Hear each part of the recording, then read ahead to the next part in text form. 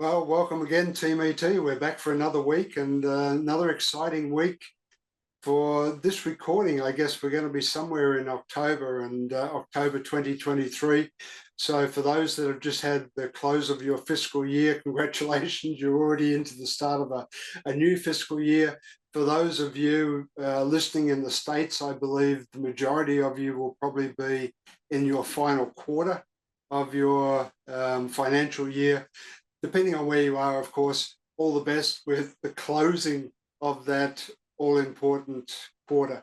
So good luck to those that are on target. Commiserations to those that are not, and let's hope that you can find some extra sales to bring the target under control.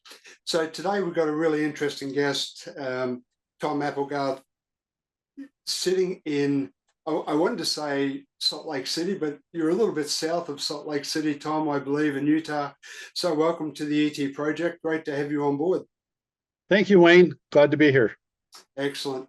We're going to jump around the HR topic somewhat today, and I want to try and push Tom and challenge Tom to get into some nitty-gritties about HR and how we're coping with the whole gambit of work from home and remote work, etc. But before that, Tom, I like to ask our guests, is there anything that our listeners would be interested in knowing about you? A fun fact, perhaps we'd call it. Well, I grew up in Utah and graduated from Brigham Young University, but then spent the last 30 years kind of in the Midwest, in Chicago, Kansas, Dallas, Cleveland, and St. Louis. But last year moved back here to Utah, and I'm glad to be near the mountains once again. Very nice. So you're not too far away from the actual lake itself, I guess, the Salt Lake. I'm about 35 miles south of the Great Salt Lake, and I'm actually right on Utah Lake, which is the second biggest lake in Utah. So that's where I'm at. That's beyond my knowledge or geographical understanding of Utah. So hopefully there's some listeners out there that know where we're talking about. So that 30-year period, traveling around different states within the US, or North America at least, 30 years within the HR field, I guess. Yes, all in HR. All of my jobs have been in the HR field. Well, commiserations for that. No, I've enjoyed it. It's been a lot of fun. Very good. Very good. Anything out there got you excited at the moment? Like anything in the world that's really pushing your buttons, or you think is worth talking about? You know, I've been playing around with Chat GPT, and I am just fascinated with, the artificial intelligence and what that might mean for the workplace going forward. So it's pretty exciting, and it is pretty amazing. What tools are available. I'm guessing you're either a baby boomer or a Gen X. Yep, I'm a Gen X. Yes, you're a Gen X. Okay, so I'm 45 years in my career now, so you can see by the color of my hair. So as a towards the end of the baby boom cycle, AI is something that's still a little bit foreign for me. But yes, I dabble with Chat GPT and all of the sister or brother products around that, and it is quite extraordinary, right? It's really reshaping business as we know it, and I guess we will talk a little bit about that in terms of HR and the impact it'll have with HR going forward as we get into the conversation. Absolutely. What got you into HR? Like, how did it all start 30 years ago? Yeah, so I got my undergrad at Brigham Young University in history, just because I like history. I like to read. I like to learn about what's happened before. But when I graduated, I found that I wasn't very excited by any prospective job opportunities with a history degree. So I went on and got my MBA at BYU. And the first semester, they have you take finance and accounting and operations and marketing. And then they had a organizational behavior class that they made everybody take. And when I was going to BYU, Stephen Covey had been a professor at BYU, but had just recently written his book, The 7 Habits of Highly Effective People. So he was off making lots of money and promoting his book and doing consulting. And so he was no longer a active professor, but he would come back and give, special lectures. And he was definitely a big presence still on the BYU campus. And so that exposure was what really got me interested in organizational behavior and HR, and really got me excited about going into that field. Yeah, it's funny what triggers us. So you're now working for a company called Preferred CFO, I believe. CFO. Yeah. Which is an outsourcing organization, I guess you would call it. Yeah, we're really a fractional CFO and HR firm. So we do finance, accounting, HR, and payroll work for small companies that can't afford the type of talent that they want on a full-time basis. So what does that mean in terms of organizations that engage your service from a HR perspective? What type of service do you offer? So we'll offer the full kind of HR breadth, where we're helping them from a recruiting perspective, a payroll perspective, helping them put together their employee benefits, their compensation structures, training and development, coaching for the leaders, and we'll give them kind of the big company HR services, but tailored for a small company. Okay, so I can imagine that would be quite popular. I don't know about the States, so I'm not based in the States, but I can imagine in today's world where there's so many small organizations starting up, that this type of business would really have a lot of interest. Absolutely. I think that that small companies, one of the biggest mistakes I see them make is the owner or the founder tries to wear all the hats. And it's just impossible for any one person to be an expert in every single area. And so I think the smart business owners really identify, where am I an expert and where am I not an expert, and where I am not an expert, how do I bring in an expert in that functional area? And that's where I think our firm really helps owners and CEOs that aren't an expert in finance or HR.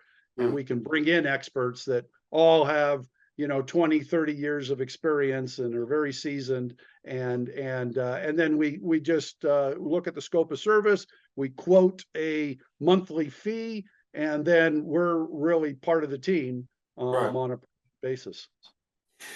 At what level do you typically come in? You come in at board level and you sit with the CEO and the team, or what level do you operate? Yeah, usually we're coming in as a direct report to the CEO.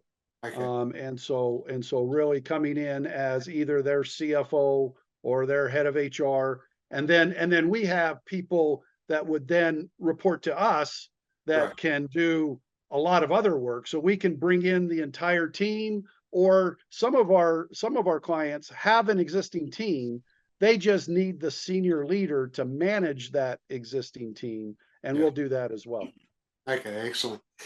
So that's a nice segue in a way to the area that I'd like to focus on, which is, how are we coping at the moment in the world of our workforce? 3+ years into this work shift transition, if you like, how do you feel that we're coping as a whole, just as a generalization? Get started. Yeah, I mean, I think the one big lasting trend, I think, from the pandemic was the whole work from home, where prior to the pandemic, there were not a huge percentage of the workforce that were working from home. And then during the pandemic, there was a big percentage of the workforce working from home. And now we're in the phase where a lot of companies are either mandating that people come back into the office or trying to entice them to come back in the office. And a lot of employees don't want to come back in the office full time. Yes. Most employees are fine coming back, periodically, whether that be 1 day a week or 2 days a week or whatever it might be. But most employees don't want to come back to the office full time. So there's that tension Mm. that is happening in a lot of companies now. Yeah, the so-called hybrid work existence. Yeah, I guess we've been through a cycle of almost everybody working from home through the hybrid. Now we're starting to see more requirements for almost full time back in the office. So it'll be interesting to see where it plays out, I guess. But I agree with you. I can imagine there's a lot of tension with people having experienced the opportunity to do it from home now, not wanting to go back. So, do you think that is presently the biggest challenge that companies are facing with their workforce? I think that's a big challenge. At least in the US, we've had really robust labor markets as well. And Mm, so, unemployment is very low versus right. historical metrics. And so attracting and retaining the best and the brightest workforce is a challenge. And that's one component of it, is Yes. that there's a segment of the population that is looking for a lot more flexibility and the ability to work from home and Yeah. trying to maintain that. And that's certainly one of the factors that companies have to take into consideration as they're looking at their recruiting and retention processes. Yeah, I can imagine. I can imagine it's a daunting task for any HR professional, particularly having to answer to the board and talk about how are you going to entice these people back to the office that don't want to come back, and how much talent does that mean you're going to lose from the organisation? So I can imagine a lot of sleepless nights probably for some of the senior leadership teams. Like we, all companies face different challenges throughout the course of their existence. This is the current challenge. I mean, if we went back over history, there's many other examples of different things. How universal do you think this challenge is that we're facing at the moment with this transition? Do you think it's predominantly the Western world, or do you have a feeling for that? So during the pandemic, at the start of the pandemic, I was working as the head of HR for a small company called Potter Electric. They had about 700 employees, Mhm. about 60 or so in the UK. We actually had like 20 in Ukraine, and then we had about 50 in China. Mhm. And so it was kind of interesting to see how the different countries around the world dealt with the pandemic and the working from home. Yeah. So there were some differences there, but definitely one of the universal things was that most of the jobs that could work from home. Now, this was a manufacturing company, so there were a lot of jobs in the company that couldn't work from home, Right. and we needed to have people wear masks and be 6 feet Yeah. apart and redesigned the manufacturing environment to do that. But the employees that could work from home, universally across the globe, in at least those locations, Mm. people that could work from home were working from home. And then the pace at which they came back to work changed, but none of those locations went to fully back in the office 5 days a week when Right. I left about a year ago. And the companies I'm dealing with now are primarily in the US, and they're definitely in different stages Mm. of wanting to come bring people back in the office. Okay. Almost universally, the CEO wants everybody back in the office.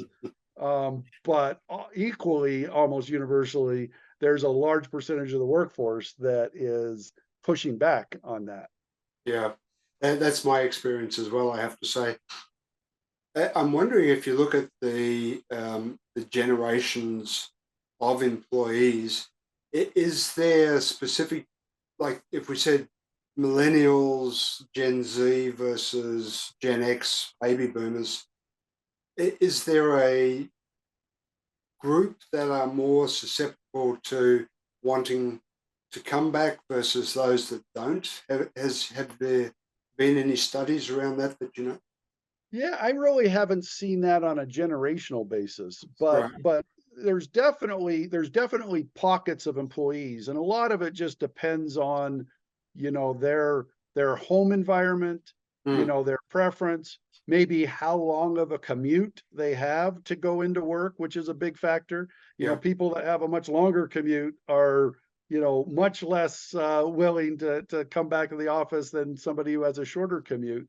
Mm, But there's definitely a population, even throughout the pandemic, we had a population who preferred to come into the office yeah. for whatever reason. Now, it wasn't huge, it was probably in the 15-20% range, but there was 15 or 20% of the people that just would prefer to be in the office almost every day, even if there's not very many people in the office. And a lot of it, I think, was just their work environment, their home environment, and what they preferred to do.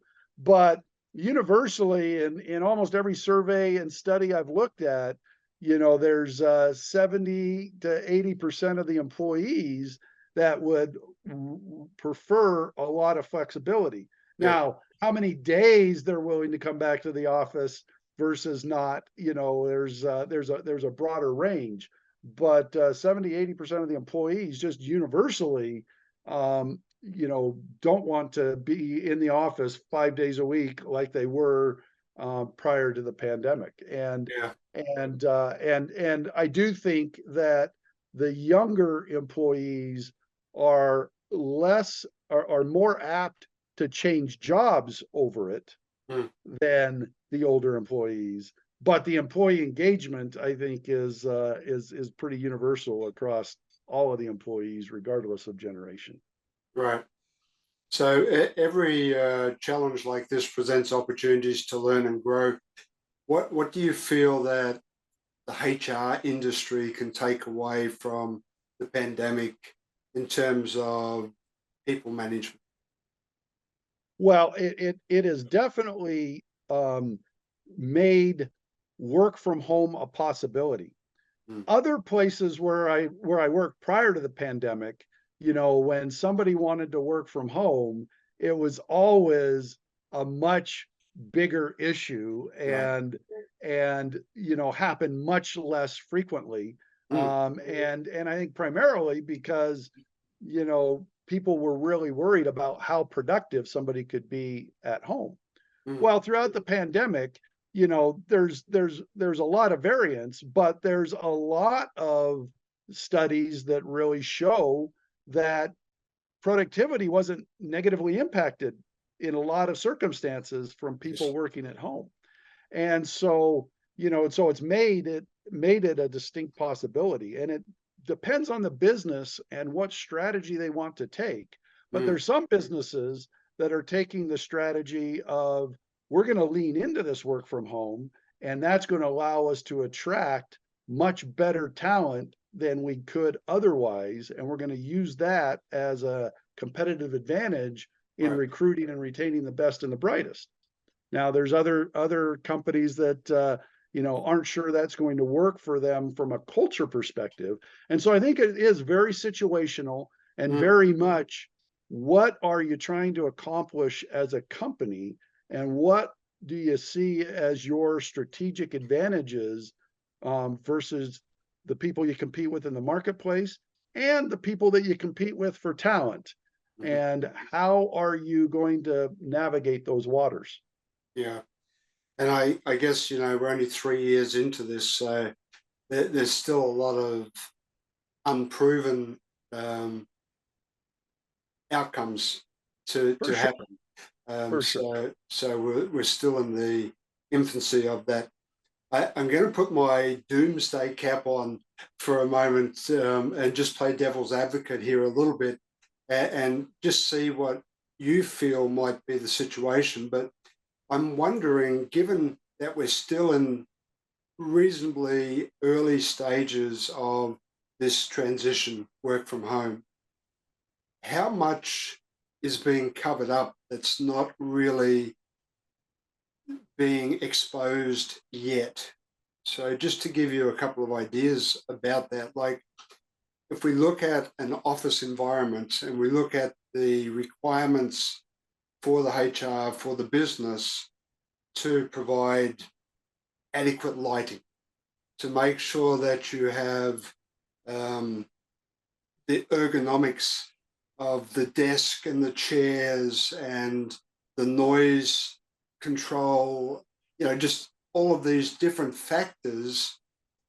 I'm wondering how much of that is now gone by the wayside with people working from home who are happy to be at home and therefore don't want to raise any of those concerns, and what the ramifications might be. Yeah, I think you're right. I mean, some of the repetitive injuries that happen from, not having a proper ergonomic environment, Yeah, I think will take years to really uncover themselves. mm, And I think that's a very valid issue that, might be one of the negative consequences from, you know, companies letting people work from home. I think you're right. It's hard to tell how big of an issue that will be.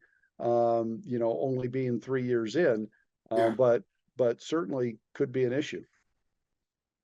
Yeah, look, if I continue with my doomsday perspective here and I take it to a real extreme, I mean, could we be running the risk of almost reverting back to some sort of sweatshop mentality, but this time with it being our own doing, um, where we're wanting to work from home, but we're prepared to work in whatever conditions we need to, just for the sake of convenience to get the job done, and we forget about the ramifications for longer term impact. I mean, is there any guide rails that the organizations or HR are sharing with their employees that are working from home?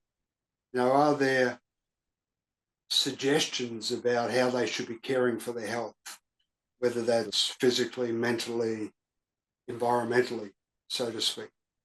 Yeah, there definitely are, and are a lot of information, and I've shared it with many companies on some guidelines that what is a proper environment to work in when Mm, you're working at home, and how do you make that a safe environment as well as a productive environment. And so there's some guidelines, but it's obviously impossible to really control that the way that you can in an office place. mm. And so, I think your point is a good one, that there might be negative health ramifications that may take years to develop. We haven't really seen any, or I haven't seen any studies that show it at this point, but it may take many, many years before those kind of issues start to manifest themselves.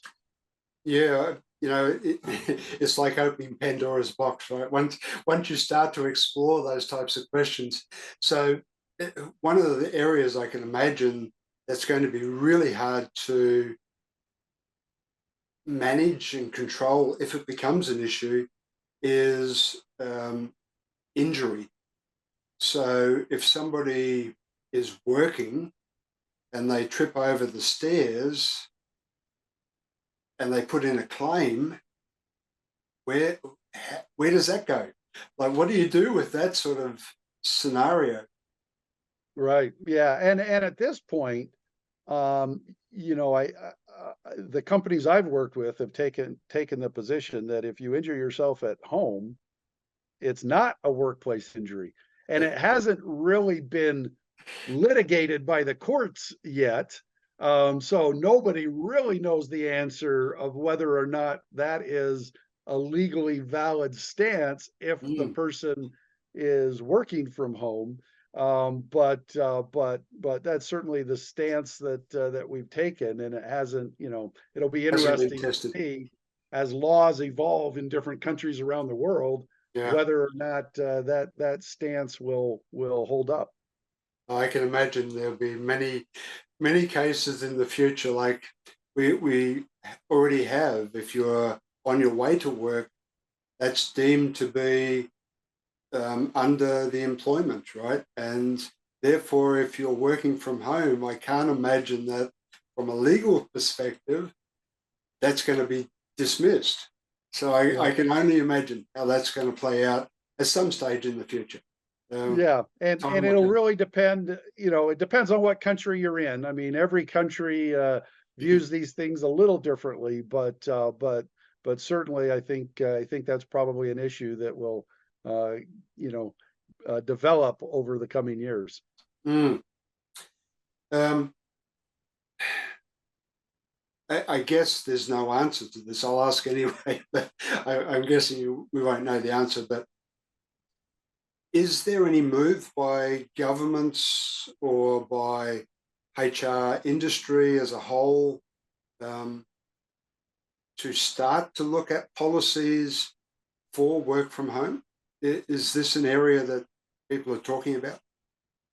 Well, yeah, and most organizations that I work with have a policy around work from home, Mm, but it doesn't, it may need to evolve over time, and especially with some of the issues we're talking about that I don't think are fully flushed out in any of the work from home policies. mm, Um, I I haven't seen the governments around the world yet kind of make a lot of changes from a legal perspective due to this shift, but right, it's bound to happen at some point, and mm, especially if there's really some negative health issues or injury issues that really become more prevalent, then I think that's when we'll see governments get involved, yeah, time will tell.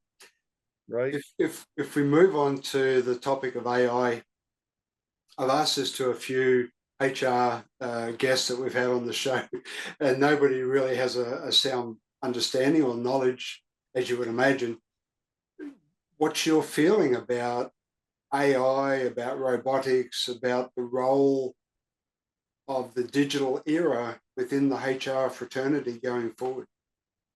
Well, I think there's definitely a role. I mean, and we've already seen it Mm, where on the recruiting side, yeah, where there's a lot of automation in in reviewing applicants to try and reduce that pool to a more manageable number for a human to then get involved. yes. And I think that AI is pushing that process even further. And then there's AI, and I've used Chat GPT to go in and help me put together a first draft of policies or training outlines or different things, Mm, and I'm sure it'll just improve over time. I mean, there's usually a lot of editing that has to go on, but it's a great first start to anything that you're putting together yeah. um, from scratch. I think it's a great first start and is remarkably good at Mm, putting together a rough first draft that right. then needs to be edited. And I do think there's they're having some quality issues in that all of the data that it pulls aren't necessarily accurate. So you gotta double check everything. You Yeah. gotta you gotta have an expert read through it. But I can only imagine that that's going to get better over time. That seems like something that they can solve. And so and so I think that anybody who's ignoring this does so at their peril. Any knowledge workers in any area that is ignoring artificial intelligence is not doing themselves a service. You should Right. really figure out how to use that as a tool and as a competitive advantage for your company and for you personally to Mm, develop that skill. But this is not unique in the history of mankind. The people that used to make horse saddles needed to make a transition, and some of them probably made that successfully to something else, and most didn't. And so, this is an ongoing scenario that has yeah. happened time and time again in the history of mankind, and this is just another one that we all need to pay attention to. Yeah, for sure. I used ChatGPT the other day for my job descriptions that I was putting together. Like you said, you have to go through, you have to iterate it multiple times to get it to where you want it, but it is a great starting point. And, not just ChatGPT, there's so many out there that you could use. But so that leads, again, if I put my devil's advocate cap on, as we project a little bit further into the future then, and we start to see, let's say, robotics, and if we look at all the robotics, the humanoids, if you like, simulators that are being constructed at the moment with faces that look almost real, as we start to see that progress, if it does, I believe it probably will. How do we deal with that with humans working beside the humanoids? How do we write procedures for it? How do we create policies for dealing with this type of thing? Yeah, I mean, I think it is, as technology has developed over time. I mean, we work, much differently now than we did 30 years ago when I was starting my career. Mm, I mean, things like Zoom, didn't yeah, exist. yeah, I mean, so I think that they're all tools, and I think the companies and the people that are going to be successful really figure out how to most effectively and efficiently use the tools and integrate the workforce with the tools and just dramatically increase productivity because of those tools. I right. think those are the people that will be successful. The people that fight and resist bringing new technology into their companies, Mm, I think ultimately are not going to be successful. So I think you just have to,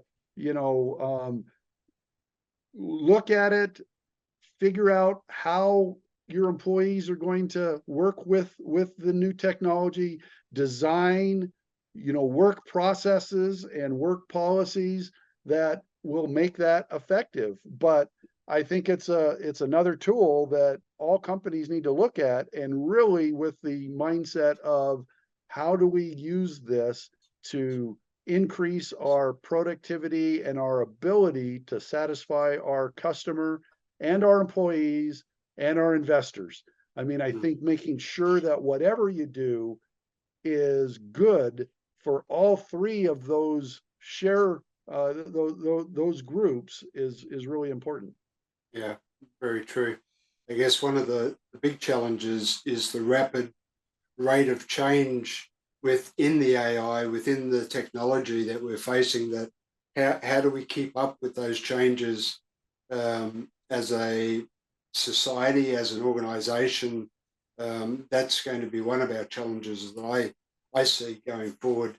And for the leaders in particular, listening to this conversation, you know, a lot of those that we deal with are nervous about making decisions because they are fearful that the decision they make today won't be relevant in 6 months' time, and it's creating this gulf, if you like, particularly between the younger leaders who are a little bit more comfortable with the environment they're in, and the older generations are a little bit nervous. That's what we're seeing, at least. So For sure, and I think it's natural. You know, when I graduated from business school in 1990, and I started working for Amoco in Chicago in their corporate headquarters, mm, I was very comfortable with a PC because I'd been using it. But I went to Amoco, and the vast majority of the employees did not have a PC. right.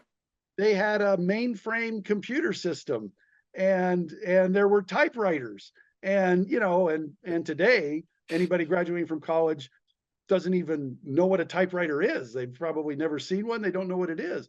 But you think about the transition we made into the computer age, then into PCs, then into the internet.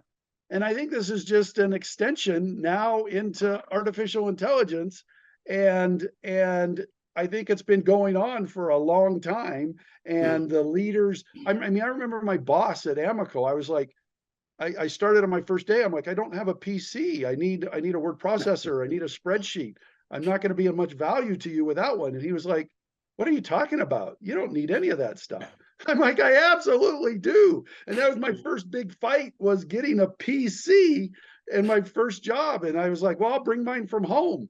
He's like, oh, well, no, don't do that. All right, we'll go buy you one. And it was whatever, several $1,000s, which he thought was a big expense that was not necessary. But, I mean, that battle between, young people coming out of university who are probably really testing the boundaries of whatever mm, technology is on the horizon, with more seasoned leaders who are leading the organization, who really haven't been exposed.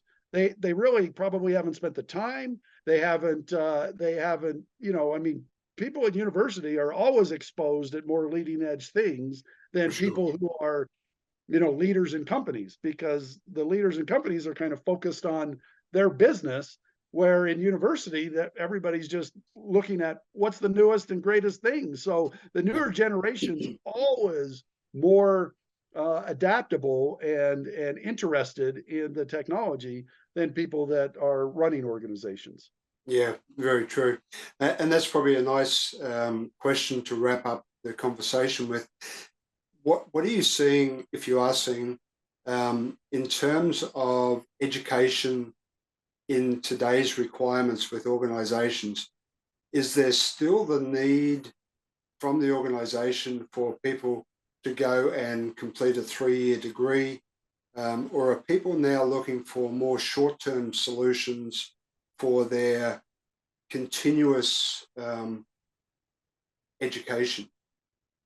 Yeah, I think there's more and more of a trend to Mm, put less emphasis on a college degree. mm, Now, it's still a lot of organizations, especially when you're going out to recruit entry level people. right. It's easy to go to the university because they've done a lot of the screening for you. Mm, And so if you hire somebody that's graduating from a good university in a degree that has the skill set that you need, and you're looking at their grades and they performed well in college, well, then it's hard to make a bad hiring decision, mm, you know, hiring somebody from that environment. However, if you're looking for somebody with not straight out of university, but you need somebody with certain skill sets, that's where the companies I'm working with have really started to try and put their bias, because certainly the older generations all have a bias.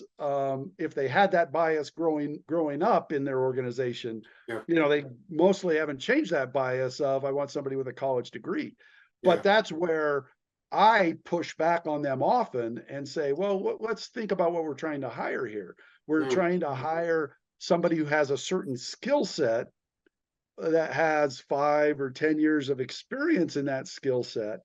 And at that point, do you really I mean, help me understand the value yeah, that a college degree brings if somebody has proven that they have that skill set over 10 years.